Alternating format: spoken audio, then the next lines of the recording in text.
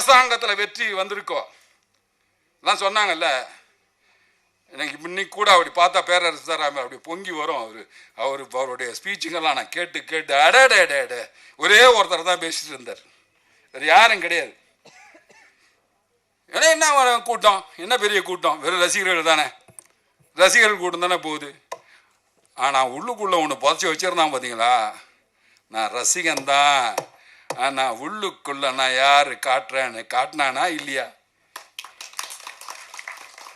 முதல்வர் சீட்ல உட்கார வச்சானா இல்லையா, அவன் தெளிவானவன். நீங்க படிக்கிற பசங்களெல்லாம் திட்டுனீங்க, உங்களுக்கு என்னடா தெரியும், நீங்க என்ன பார்த்துருக்க போறீங்க, நீங்க இப்படி போனா அப்படி போறீங்க, அப்படி போனா இப்படி வந்துடுறீங்க, நீங்க ஊர் சுத்ததான் லாய்க்குன்னீங்க. ஆனா போட்டா பார்த்தீங்களா ஓட்டு, தெளிவா கணக்கச்சிதமா தெரியும் சார், மூடுவேன்னாரு. அவனுக்கு எது வாழ்க்கைன்னு புரிஞ்சு போச்சு.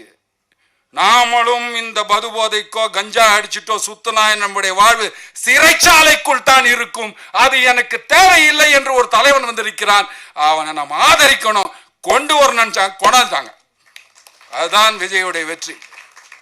இந்த இமாலய வெற்றியை சாதிக்க பிறந்த தமிழக முதல்வர் விஜய்க்கு கோடான கோடி தமிழக மக்களின் சார்பாக வணக்கங்கள், வாழ்த்துக்கள்.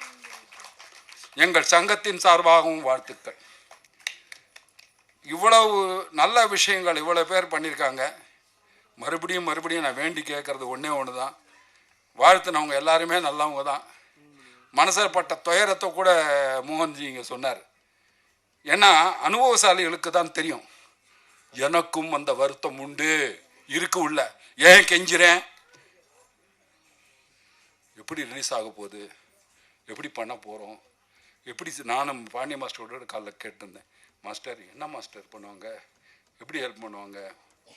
இன்னைக்கு மோகன்ஜி சொல்லும்போது ஒரு அற்புதமான ஒரு விஷயத்த சொன்னார். அந்த வேவ்ஸை அது ரொம்ப பேருக்கு தெரியாது. அது உண்மையிலேயே தமிழக முதல்வர் அவர்களுக்கு எடுத்து சொல்ல வேண்டியது நம்ம கடமை, அதை சொல்லணும். தயவுசெய்து ஊடகங்கள் அது தயவுசெய்து அவர் சொன்ன அந்த வார்த்தையை தயவுசெய்து போடுங்க. இங்கேயும் ஒரு ஊடகம், நமக்கும் ஒரு ஓடிடி பிளாட்ஃபார்ம் இருக்கு அப்படிங்கிற தைரியத்தில் அந்த சின்ன படங்க பொழைச்சி போட்டுமே சார், ப்ளீஸ் சார்.